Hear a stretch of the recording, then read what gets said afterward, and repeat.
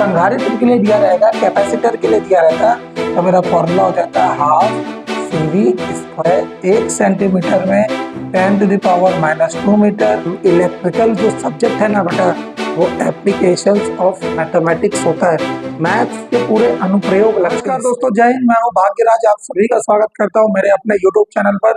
दोस्तों, मैंने आपसे कहा था कि MP ITI का जो अभी फरवरी में पेपर होने वाला है, उसके एक्सपेक्टेड जो MCQs है, जो पुराने क्वेश्चन को भी कंटेन करेंगे, उस चीजों को मैं आपको कराऊंगा। चलिए बिना किसी देरी के चैप्टर 1 के बेसिक इलेक्ट्रिकल इंजीनियरिंग को चालू करते हैं, और इसी से कम मैं आपको 40 क्वेश्चन कराऊंगा, जिससे एक्सपेक्टेड क्वेश्चन रहेगा ही रहेगा। अगर आप उसको इतना देख लेंगे, आपको वो चैप्टर देखने का कहीं से जरूरत नहीं पड़ेगा।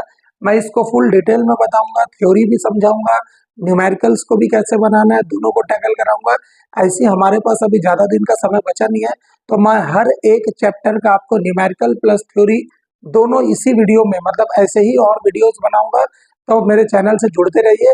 और फिर से बोल रहा हूँ, अगर आप टेक्निकल वाले हैं तो मेरे नए चैनल भाग्यराज इलेक्ट्रिकल गुरु को सब्सक्राइब कर लीजिएगा, लिंक डिस्क्रिप्शन में मिल जाएगा आपको। चलिए बिना किसी देरी के वीडियो को स्टार्ट करते हैं। देखिए लिखा है 1 किलोवाट हीटर 5 घंटे में कितनी ऊर्जा खपत करेगा। तो ऊर्जा का, एनर्जी का फॉर्मूला होता है पावर इनटू टाइम, यही होता है एनर्जी का फॉर्मूला। और कभी भी पावर दिया हुआ है कितना, 1 किलोवाट, तो 1 इंटू टाइम दिया है 5 घंटे, तो 5, तो आंसर आ जाएगा 5 किलोवाट आवर। यही इसका एनर्जी है। एनर्जी का यूनिट ही होता है किलोवाट आवर। क्लियर है? आप वॉट आवर करने का गलती मत करना। हमको प्रॉब्लम तब होता है जब ये 5 घंटे की जगह ना 50 मिनट दे देता, तब हम मिनट को क्या करते हैं, घंटे में कन्वर्ट करते हैं। अगर मेरे को ये 1 किलोवाट की जगह 10 वॉट दे देता ना, तो मैं उसको किलोवाट में कन्वर्ट करता, तब वो मेरे लिए प्रॉब्लम क्रिएट करता। क्लियर है? तो आपको कन्वर्जन आता है, नहीं आएगा तो मुझे कमेंट सेक्शन में बताइएगा, 2 मिनट में मैं आपको सिखा दूंगा। ठीक है, चलिए अगला क्वेश्चन। 1 HP का मोटर बोल रहा है 230 वोल्ट पर चलती है, यदि इसकी दक्षता 80% है तो धारा का मान क्या होगा। MP के ITI में 2016 में पूछा हुआ है। चलिए देखते हैं क्या क्या मेरे को बताना है, धारा का मान क्या होगा। तो मैं सबसे पहले बनाता हूँ, जो आउटपुट रहता है हमेशा निकलता है, एफिशिएंसी का जो फॉर्मूला होता है ना बेटा, ये निकलता है आउटपुट डिवाइडेड बाय इनपुट। ये आपको समझ आ रहा है, हमेशा एफिशिएंसी ऐसे ही निकलता है। एफिशिएंसी दिया है, यहाँ से अगर मैं बोलूँ एफिशिएंसी दिया है मेरे को 80%। परसेंट का मतलब है, अगर ये परसेंट में है तो मेरे को इंटू क्या करना पड़ेगा, यहाँ 100 करना पड़ेगा। ठीक है, तो 80 इक्वल टू आउटपुट दिया है 1 HP का मोटर बोला है। 1 HP मतलब 746। 1 HP में कितने वोट होते हैं, 1 HP इक्वल टू 746 वॉट। ये आपको समझ आ रहा है? ठीक है, ये आउटपुट दिया हुआ है। मुझे बोल रहा है कि धारा का मान क्या होगा, मेरे को बताना है। इनपुट ये कुछ नहीं तो बेटा ये पावर ही होता है। ठीक है, ये कुछ नहीं तो पावर ही होता है। तो इनपुट पावर पहले निकाल लेता हूँ। ठीक है ना, इनपुट पावर, तो पावर क्या होगा हमेशा, ये 740 होता है मेरा V इंटू आई, यही होता है। इनपुट पावर हो गया तो V इंटू आई, यहाँ से I निकालूंगा, I बराबर हो जाएगा 746 डिवाइडेड बाई 80। 80 वाला ये चीजें पक्षांतर होकर नीचे आ जाएगा, इंटू V कितना दिया है 230 वोल्ट इंटू 100, ये तो 100 रहेगा ही। तो सबसे पहले काट देंगे, जो भी कटता है उसको काट दिए, 0 से 0 कट गया, 2 0। ठीक है, इसको अगर ये कटेगा आप इसको सॉल्व करिएगा, जो भी आंसर आएगा मुझे कमेंट सेक्शन में बताइएगा। ठीक है ना, मैं अगर एक एक चीजों को सॉल्व करते बैठूंगा तो मेरे पास समय का अभाव हो जाएगा बेटा, और ये कोई बहुत बड़ा चीज नहीं है। 8 से काटिए, आप इसको राउंड फिगर से भी बना सकते हैं, ये जानबूझ के आपको कैलकुलेशन पार्ट दिया हुआ है। क्लियर है? आप अच्छे से बनाइएगा इसको, आपका करंट निकल के आ जाएगा। बोल रहा है 6 ओम और 3 ओम के प्रतिरोध समांतर क्रम में जुड़े हैं, तो इसका कुल चालकता कितनी है भाई, कंडक्टेंस बताना है। ध्यान से देखिएगा, आपको कंडक्टेंस का बात निकालना है ना, तो आप कैसे बनाएंगे, सबसे पहले चालकता का, यहाँ पर फुल प्रतिरोध कैसे निकलेगा समांतर क्रम में, 1/R बराबर 1/R1 प्लस 1/R2। जब दो प्रतिरोध समांतर में होते हैं तो ऐसे सॉल्व होता है, श्रेणी क्रम में होते तो R1 प्लस R2 होता है। तो यहाँ पर कितना हो जाएगा, 1/R, और ये 1/R को ही मैं बोलता हूँ बेटा कंडक्टेंस जी। तो आपको सॉल्व करना है, 1/R1 मतलब 6 प्लस 1/3, ये कितना हो जाएगा, ये 6 और 3 का लघुत्तम 6 हो जाएगा, 6 एकम 6, 1 एकम 1 प्लस 3 दूनी 6, 2 एकम 2, कितना हो गया भाई 3/6, और ये कटा 1/2, यही इसका चालकता होगा बेटा। अधिकांश बच्चे क्या करते हैं, इसको वापस पलट देते हैं, गलती हो जाएगा बेटा, क्योंकि ये 1/r का ही मान जो निकलता है ना, यही होता है जी। कंडक्टेंस का यूनिट ही होता है 1/प्रतिरोध, मतलब 1/ओम बोलो चाहे मोह बोलो, एक ही बात है। क्लियर है? चले अगला क्वेश्चन है, याद रखिएगा इसके बेसिस पे मैं आपको कम से कम 40 क्वेश्चन कराऊंगा इस चैप्टर से, ठीक है ना, तो वीडियो से जुड़े रहिएगा। यंत्र 220 वोल्ट सप्लाई पर 5 एम्पियर की धारा लेता है, उस यंत्र की शक्ति कितनी होगी मुझे बताना है। क्या क्या दिया है, पावर इक्वल टू, पावर का फॉर्मूला होता है VI cos फाई, ये होता है। और कुछ दिया है क्या आपने को, cos फाई का कोई वैल्यू नहीं दिया है ना, तो हम सिर्फ ये मान के चलेंगे कि ये DC पावर पूछ रहा है। अगर AC पावर रहता तो मैं बोलता VI cos फाई। क्लियर हो रहा है? पावर का कितना फॉर्मूला है, पावर का होता है V² divided by R, power बराबर I²R, power equal to VI cos phi, power equal to VI sin phi, और एक पावर होता है V इंटू I।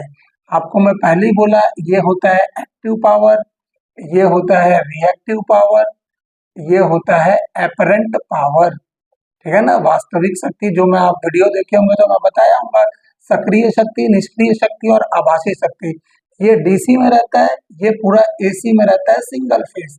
अगर 3 फेज बोलेगा पावर, तो 3 फेज का पावर का फॉर्मूला होता है √3 VL IL cos फाई, या फिर मैं बोलूंगा P equal to 3 V phase I phase cos phi, ये फेज में निकलता है। हमको सिंपली काम ये करना है कि 220 वोल्ट दिया है, मतलब V की वैल्यू दिया है 220, ठीक है, और क्या बोला है I बराबर 50 एम्पियर दिया है, तो मेरे को पावर बताना है, तो पावर इक्वल टू कितना हो जाएगा V इंटू आई। cos फाई तो दिया नहीं है तो लेने का जरूरत ही नहीं है, V दिया है 220 इंटू 50, कितना हो जाएगा 5 दूनी 10, 1 5 दूनी 10 और 1 11, 2 जीरो लग गया, मतलब कितना हो गया 11 किलोवाट, ये मेरा पावर आएगा इसका। ठीक है, आप इसको सॉल्व करेगा। ये पूरा फॉर्मूला एक साथ इसलिए लिख दे रहा हूँ क्योंकि जरूरी नहीं है कि यही क्वेश्चन देगा, आपको कोई सा भी क्वेश्चन कभी भी दे सकता है। क्लियर है? आप इसको बनाएंगे। क्वेश्चन है, नेक्स्ट क्वेश्चन है, एक कंडक्टर की लंबाई 20 मीटर दिया है, मतलब कंडक्टर की लंबाई दिया है कितनी बेटा 20 मीटर, ठीक है, और क्या बोला है क्षेत्रफल A दिया है कितना 2 मिलीमीटर स्क्वायर, और इसकी प्रतिरोधकता रो का मान दिया है कितना 1.72 इंटू 10⁻⁻8 ओम मीटर। तो मेरे को इस कंडक्टर का प्रतिरोध बताना है, R की वैल्यू बताना है। आपको मालूम होना चाहिए कि प्रतिरोध और प्रतिरोधकता का संबंध होता है R equal to rho L divided by A। Clear है? तो रो की वैल्यू आपको दिया है 1.72 इंटू 10⁻⁻8 इंटू L दिया है 20 डिवाइडेड बाय, ये एरिया दिया है 2 मिलीमीटर स्क्वायर बोला है बेटा, मिलीमीटर स्क्वायर है ना, ये दिया हुआ है। तो हमको क्या करना पड़ेगा, क्योंकि हमको पता है 1 सेंटीमीटर में 10⁻⁻2 मीटर, 1 मिलीमीटर में 10⁻⁻3 मीटर, 1 माइक्रोमीटर में 10⁻⁻6 मीटर, 1 नैनोमीटर में 10⁻⁻9 मीटर, 1 पिकोमीटर में 10⁻⁻12 मीटर। ये कन्वर्जन आपको एकदम दिमाग में रखना है, क्योंकि यहाँ मिलीमीटर है तो 1 मिलीमीटर में 10⁻³ होता है, इसलिए मुझे क्या करना पड़ेगा यहाँ पर, अगर मैं इसको सॉल्व कर रहा हूँ तो 1.72 इंटू 10⁻⁻8 इंटू 20 तो रहेगा ही, डिवाइडेड बाई ये हो जाएगा 2 इंटू 10⁻⁻3, 1 मिलीमीटर के लिए स्क्वायर है, इसलिए यहाँ पर स्क्वायर लग जाएगा। क्लियर है? तो इसको आपको सॉल्व करना है, 1.72 into 10⁻⁻8 into 20 divided by 2 into 10⁻⁻6, ये -6 ऊपर जाएगा, क्यों होगा, क्योंकि x की पावर n का मतलब होता है 1 डिवाइडेड x की पावर -n, ये -n ऊपर चले जाएगा तो पावर प्लस बनाएगा, -6 ऊपर जाएगा तो प्लस हो जाएगा, जो कटता है काट देते हैं, ये 10 बार गया, ये आया 17.2 गुणित 10 की घात, ये कितना हो जाएगा -8 गुणित 10 की घात 6, तो ये कितना हो जाएगा 17.2 गुणित 10 की घात -2। इसको हल कर लेते हैं बेटा। 17.2 बटे 10 की घात -2 नीचे आएगा तो हो जाएगा 100, और ये कट के कितना हो जाएगा 0.172 ओम, ये मेरा चालक का प्रतिरोध आएगा। ठीक है, इतना आपको करके दिखाना है। मैं एक एक स्टेप इसलिए बता रहा हूँ कि आपको समझ आएगा बेटा। आपको पेपर में ये सब इतना नहीं करना है, तुरंत तुरंत दिमाग लगा के आपको बनाना है। क्लियर है? चलिए अगला क्वेश्चन बोल रहा है, एक 0.4 हेनरी का प्रेरक 50 हर्ट्ज आवृत्ति पर कार्यरत है। यदि इसका प्रेरकीय प्रतिघात और 5 एम्पियर पर ऊर्जा संग्रहण की मात्रा क्या होगी? बहुत इंपॉर्टेंट क्वेश्चन है बेटा, ये वाला चीज है, इसको मिटा रहा हूँ। ठीक है, आप देखते रहिएगा, इसको बनाते रहिएगा। तो सबसे पहले क्या क्या बोला है? बोल रहा है एल का मान दिया है कितना, 0.4 हेनरी, प्रेरकत्व का मान दिया है, फ्रिक्वेंसी दिया है 50 हर्ट्ज बोला है। ठीक है, और धारा दिया है आई बराबर 5 एम्पियर बोला है। तो मेरे को एक्सेल निकालना है। एक्सेल का फॉर्मूला होता है 2 पाई एफ एल। एक्सेल का मतलब होता है प्रेरकीय प्रतिघात, जिसको इंग्लिश में इंडक्टिव रिएक्टेंस बोलते हैं। तो इसका वैल्यू निकालना है। कैसे निकलेगा बेटा? एक्सेल बराबर 2 पाई इंटू एफ की वैल्यू 50 दिया है, एल की वैल्यू 0.4 दिया है। इसको सॉल्व करेंगे, 5 दूनी 10 और 4 से मल्टीप्लाई होगा तो ये देखिए ये कैसे सॉल्व होता है। 5 दूनी 10 हो गया बेटा, एक जीरो और लग गया, इंटू 0.4 इंटू पाई की जगह 3.14 आप लग दीजिए। कितना हो जाएगा ये? 4 का 100 से मल्टीप्लाई करूंगा तो 40 गुणित 3.14। इसको सॉल्व करिए, 4 चौक 16, 1 4 एकम 4 और 1 5, 4 तिया 12, एक जीरो है, कितने अंक के बाद दशमलव 2, तो ये आ गया आपका 125.6 ओम। एक्सेल का यूनिट भी ओम ही होता है, ध्यान रखिएगा। अगर एक्सेल पता है ना तो तुरंत आप अपने से याद रखिएगा, एक्सी का फॉर्मूला 1/2 पाई एफ सी। ये मैं आपको सिलेबस में चैप्टर 1 में, जब ये पार्ट 1 जो सिलेबस पढ़ाया हूँ उसमें बताया भी था, इससे क्वेश्चन आएगा। क्लियर हो रहा है? अब दूसरा नंबर अपने को बताना है कि अगर 5 एम्पियर पर ऊर्जा संग्रहण क्या होगी, तो किसी भी प्रेरक के द्वारा ऊर्जा स्टोर करने का फॉर्मूला होता है E बराबर हाफ एल आई स्क्वायर। तो 1/2, एल की वैल्यू कितना दिया है? एल की वैल्यू दिया है 0.4 इंटू आई की वैल्यू कितना दिया है अपने पास 5, तो 5 गुणित 5। इसको सॉल्व करेंगे तो ये आ जाएगा 0.2, 5 25 दूनी 50, और 50 में एक अंक के बाद दशमलव, मतलब कितना आ गया 5 जूल। ऊर्जा का मात्रक होता है बेटा जूल, तो ये आ गया मेरा 5 जूल।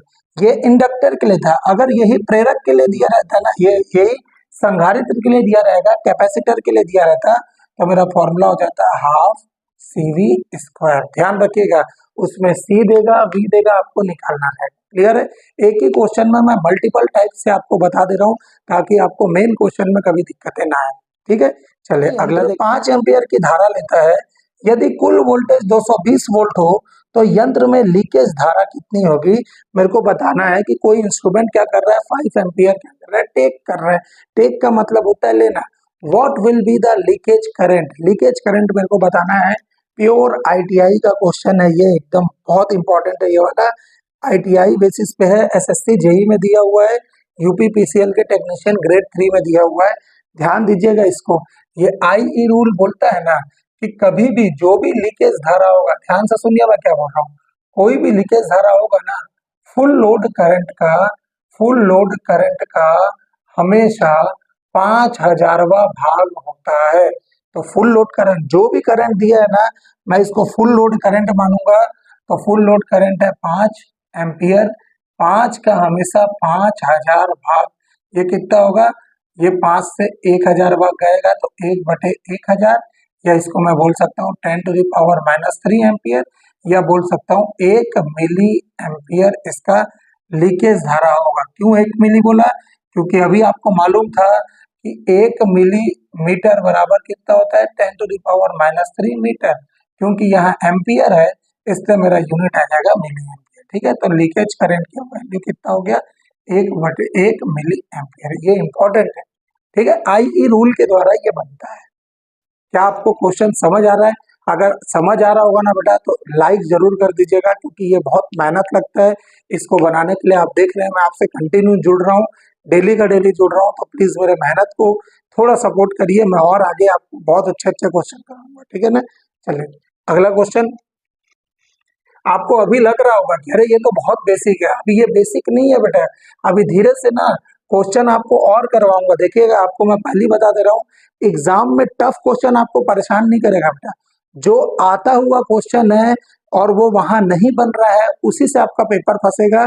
और दूसरा नंबर, जो आप सही कर सकते थे उसको हड़बड़ी में आप गड़बड़ कर देते हैं, उससे आपका क्वेश्चन फंसेगा। हार्ड क्वेश्चन कभी आपका क्वेश्चन नहीं फंसाएगा, क्योंकि वो आपको पता है कि ये मेरे से नहीं बनेगा। आपसे बनता हुआ क्वेश्चन अगर वहां नहीं बनेगा तब प्रॉब्लम क्रिएट होता है। क्लियर है। चलिए अगला क्वेश्चन हम लोग देखते हैं।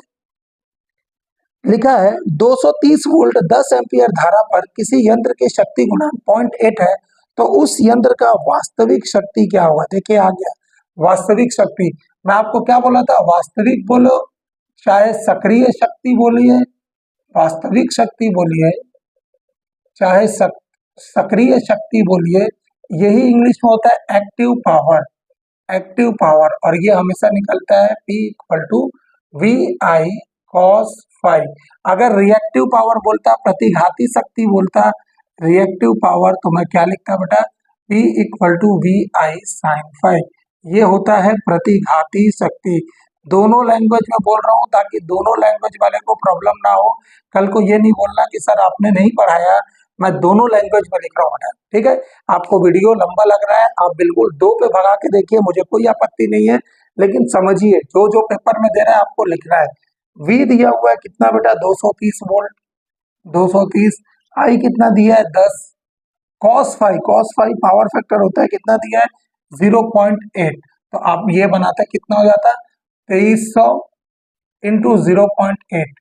बना के देखिए, 8 दिया 24 के 4 हाथ में आई 2, 8 दूनी 16, 2 18, 2 जीरो बढ़ा दिए, एक अंक के बाद दशमलव है, तो ये आपका पावर वॉट आ गया, ठीक है। पावर का यूनिट।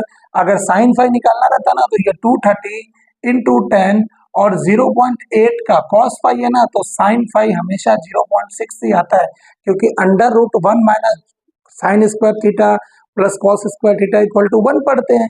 ये सर्व समीकरण आपने पढ़ा है कि नहीं बेटा, sine square theta plus cos square theta equal to 1 होता है। तो साइन स्क्वायर थीटा अगर मेरे को निकालना है तो 1 माइनस कॉस स्क्वायर थीटा होगा, और साइन थीटा कैसे निकलेगा बेटा, under root 1 minus cos square theta. बस आप यहाँ पे वैल्यू रख दीजिए, 1 माइनस 0.8 का स्क्वायर, और 8 का स्क्वायर होता है 1 माइनस 0.64, और ये और कुछ नहीं बेटा होता है 0.36, यही आ रहा है 0.6। तो आपको याद रखना है कॉस फाइव 0.8 दिया है तो साइन फाइव 0.6 होगा, अगर साइन फाइव 0.6 दिया है तो कॉस फाइव 0.8 होगा। जस्ट उल्टा हो जाता है ये दोनों एक दूसरे का। क्लियर है। चलिए आई होप आपको समझ आ रहा होगा। अगला क्वेश्चन बना लिखा है बेटा, एक 12 वोल्ट का बैटरी 5 एम्पियर धारा से 8 घंटे चार्ज किया जाता है, एम्पियर आवर की गणना करना है। ये जितने भी आपको energy meter, ampere hour meter दिखते हैं ना बेटा, ध्यान रखिएगा, ये सब इंटीग्रेटिंग इंस्ट्रूमेंट होता है, सब के सब इंटीग्रेटिंग इंस्ट्रूमेंट। इंटीग्रेटिंग इंस्ट्रूमेंट का मतलब होता है समाकलित यंत्र होते हैं, सब समाकलित यंत्र होते हैं। इसका मतलब है कि इसमें हमेशा कुछ ना कुछ चीजें वैल्यू जुड़ते ही जाती है, गुणा करेंगे तो हमेशा चीज बड़ी होती है। इसलिए देखिए एम्पियर के साथ आवर का गुणा हो रहा है, तो आपको यहाँ पर एम्पियर आवर की गणना करना है। कितना एम्पियर दिया है, तो 5 एम्पियर दिया है। कितने घंटे के लिए बोल रहा है, तो 8 घंटे के लिए बोल दिया, तो कितना आ जाएगा बेटा 40 एम्पियर आवर आपका आंसर हो जाएगा। मतलब ये इतना बैटरी चार्ज करता है, बैटरी का चार्जिंग हमेशा एम्पियर आवर में ही दिया जाता है। क्लियर हो रहा है। अगर ये आपको 8 घंटे की जगह ना, अगर मैं बोलता कि ये 8 घंटे की जगह गलती से मान लो यहाँ क्वेश्चन में आपको बोलता, मान लो मैं बोला 8 मिनट रहता, तो ये हमारा काम होता बेटा इस 8 मिनट को ना घंटे में बदलना है। तो 1 मिनट में कितने सेकंड है, 1 मिनट, 1 घंटे में कितने मिनट होंगे, तो आप बोलेंगे 1 घंटे में 60 मिनट होते हैं, यही होता है। 1 घंटे में 60 मिनट होता है ना, 60 मिनट होता है। तो 1 मिनट में कितना घंटा होगा? तो 1 मिनट में 1/60 घंटा होगा। तो मेरे को बताना है 8 मिनट में कितना घंटा होगा बेटा। तो 1 में अगर 8 का गुणा किया ना, तो 1/60 में भी किसका गुणा करना पड़ेगा? 8 से। बोलने का मतलब है जो भी मिनट वाला टर्म दिया है ना, उसको 60 से भाग दे दूंगा तो मेरा घंटे में बदल जाएगा। तो ये आपको आना चाहिए। मैं क्या बोला, इलेक्ट्रिकल जो सब्जेक्ट है ना बेटा, वो एप्लीकेशंस ऑफ मैथमेटिक्स होता है। मैथ्स के पूरे अनुप्रयोग लगते हैं इसमें। अगर आपका मैथ्स में थोड़ा भी आप गुणा भाग में गलती कर रहे हैं तो आपसे इलेक्ट्रिकल का न्यूमेरिकल बनने में दिक्कत हो जाएगा, और यही आपका एप्टीट्यूड में भी दिक्कत करता है। इसीलिए लोग बोलते हैं मेरा मैथ्स बहुत वीक है, मेरा मैथ्स वीक है। मैथ्स किसी का वीक नहीं रहता बेटा, याद रखिएगा। अगर आपका मैथ्स वीक रहता तो मैं आपको 50 रुपए दे के बोलता 20 रुपए काट और 30 वापस दे दे, तो आप तुरंत वही देंगे। आपको नहीं भी बोलूंगा तो आप 30 ही रुपए वापस देंगे। आपका कोई गणित वीक नहीं है बेटा, ये सब सिर्फ माइंड का खेल है। इसको इसके झांसे में मत खाओ, मन बहुत हरामी है अपना, ठीक है ना। इसको ध्यान रखना है। क्लियर है? चलिए अगला पॉइंट, अगला क्वेश्चन बनाते हैं। आई होप आपको क्वेश्चन समझ आ रहा होगा बेटा। अभी ये तो स्टार्टिंग है, तो स्टार्टिंग के लिए अभी आप इतना समझिए। धीरे से मैं आपको लेवल और बढ़ाऊंगा। टीओ के एग्जाम तक पहले आप नहीं भी तो कम से कम 150 से 200 न्यूमेरिकल ही करके बैठेंगे। थ्योरी तो आप बना लेंगे, लेकिन पेपर में न्यूमेरिकल आने की संभावना ज्यादा होती है, इसलिए इसको बना रहा हूँ मैं, ठीक है ना। चलिए अगला क्वेश्चन। किसी जगह यदि अर्थिंग प्रतिरोध 2 ओम, फॉल्ट वोल्टेज 230 वोल्ट दिया है, तो फॉल्ट करंट बताना है। बताइए, ये कोई क्वेश्चन है? ओम्स लॉ होता है भाई, आई इक्वल टू क्या होता है? V by R. क्योंकि करंट है आई, तो ये हो जाएगा fault current. Fault current equal to V दिया है बेटा 230 बटे, अब प्रतिरोध दिया है 2। ये काट दिया, कितना हो जाएगा? 2 एकम 2, 2 एकम 2, 200, 115, 115 एम्पियर। ये आएगा बेटा फॉल्ट करंट, ठीक है। देखिए अभी आप फिलहाल ये 10 क्वेश्चन बनाइए। इस 10 क्वेश्चन से, क्योंकि वीडियो और बहुत लंबा चले जाएगा, मैं चाहता हूँ आप पार्ट पार्ट में देखिए, लेकिन कम देखिए, लेकिन बम देखिए, ठीक है ना। ये पूरा आपको देखिएगा, आप ये मत सोचिएगा कि सिर्फ 10 ही क्वेश्चन है। मैं 10 क्वेश्चन में आपको डिफरेंट डिफरेंट क्वेश्चन भी करा दिया हूँ। आप 10 की जगह आप 20 क्वेश्चन कर पाएंगे अगर ये वीडियो आप देख रहे हैं तो, ठीक है। चलिए मिलते हैं अगले वीडियो में। इसी का पार्ट आपको कल मिल जाएगा। कल 2 वीडियो इसके आएंगे, आप आराम से उसको देखिएगा। फिर से बोल रहा हूँ, मेरा एक और चैनल टेक्निकल का है, भाग्यराज इलेक्ट्रिकल गुरु, को आप सब्सक्राइब कर लीजिए। लिंक मेरे इसी यूट्यूब चैनल के नीचे आपको मिल जाएगा। आप जाके एक बार उसको सर्च मार के सब्सक्राइब जरूर करिएगा, ताकि मेरा हर वीडियो आप तक पहले पहुंचे। चलिए मिलते हैं अगले वीडियो में। Thank you so much. जय हिंद।